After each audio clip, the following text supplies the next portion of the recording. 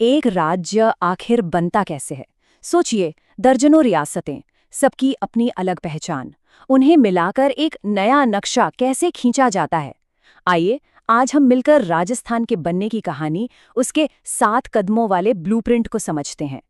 तो सवाल यही उठता है कि कई प्राचीन रियासतों को, जिनकी अपनी अलग संस्कृति, अपने शासक और अपनी विरासतें हैं, उन्हें जोड़कर एक मॉडर्न स्टेट कैसे बनाया जाए? ये काम सिर्फ नक्शे पर लकीरें खींचने जैसा नहीं है।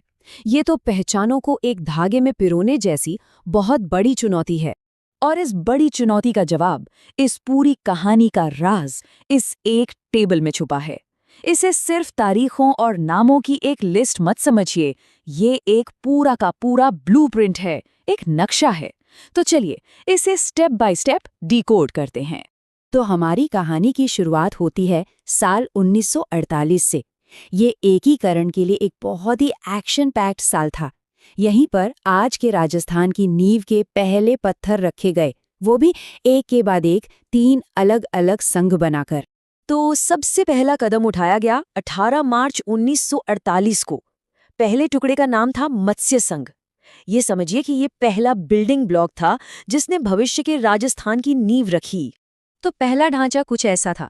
राजधानी बनी अलवर और इसके राज प्रमुख थे उदयभान सिंह, और उनके साथ प्रधानमंत्री शोभाराम कुमावत ने नेतृत्व की कमान संभाली। और फिर देखिए चीजें कितनी तेजी से आगे बढ़ती हैं। जरा सोचिए, ठीक एक हफ्ते बाद 25 मार्च को ही एक दूसरा और भी बड़ा संघ तैयार कर दिया गया, राजस्थान संघ। ये उस समय की तेज रफ्तार को दिखाता है। इस बार सेंटर ऑफ पावर बदला, राजधानी कोटा को बनाया गया और प्रधानमंत्री बने गोकुल लाल असावा। अब एक पैटर्न साफ साफ दिखने लगा था। नए हिस्सों को जोड़ते जाओ और मौजूदा ढांचे को और बड़ा और मजबूत बनाते जाओ। लेकिन 1948 की ये तेज रफ्तार यही नहीं रुकी। एक महीने से भी कम समय के अंदर 18 अप्रैल को तीसरा संघ भी बन गया। इसका नाम था संयुक्त राजस्थान संघ। इस बार राजधानी उदयपुर बनी और नेतृत्व की बागडोर माणिक्यलाल वर्मा के हाथों में थी।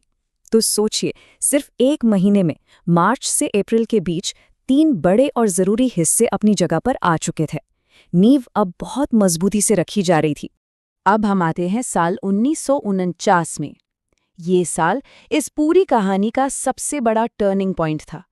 ये वो साल था जब सबसे बड़ी रियासतें एक साथ आईं और आधुनिक राजस्थान को अपना वो आकार मिला जिसे हम आज जानते हैं। और हाँ, अपनी एक परमानेंट राजधानी भी मिली।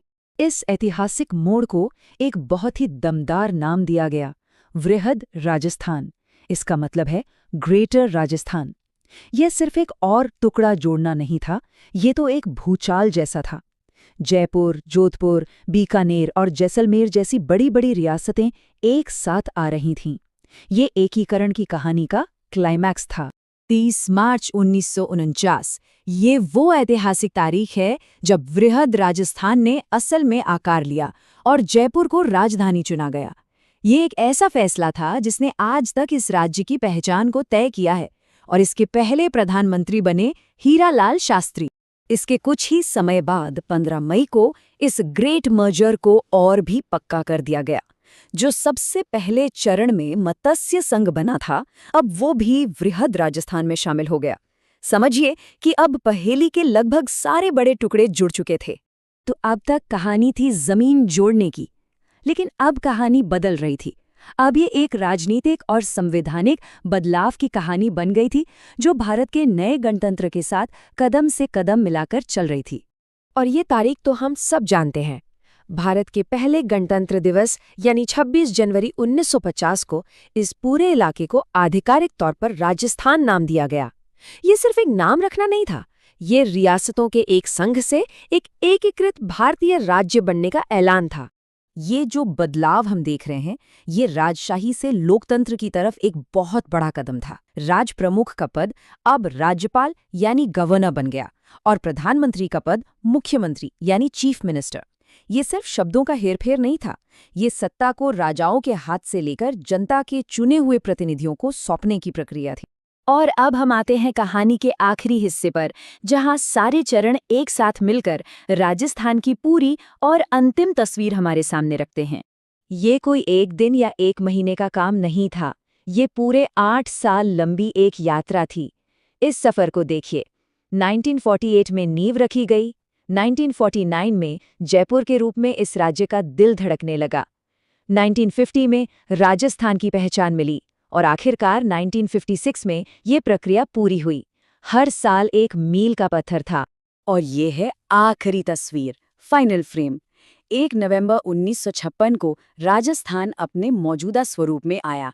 राजधानी जयपुर, पहले राज्यपाल बने गुरुमुख निहाल सिंह और मुख्यमंत्री बने मोहनलाल सुखाड़िया। ये वो ढांचा है जो आज भी कायम है। तो एक इतना विशाल राज्य बनाने का ये मुश्किल काम 7 अलग-अलग सोचे समझे चरणों में पूरा किया गया। 7 कदम और एक राज्य। और आखिर में ये सवाल सोचने पर मजबूर करता है, राजस्थान को बनाने की ये इतनी सावधानी से स्टेप बाय स्टेप की गई प्रक्रिया हमें एक देश या एक राष्ट्र के बनने के बारे में क्या सिखाती है? शायद यही कि बड़ी चीजें एक झटके में नहीं बनती। उन्हें बनाने के लिए धैर्य, बातचीत और एक साझा सपने की जरूरत होती है, टुकड़ा टुकड़ा जोड़कर।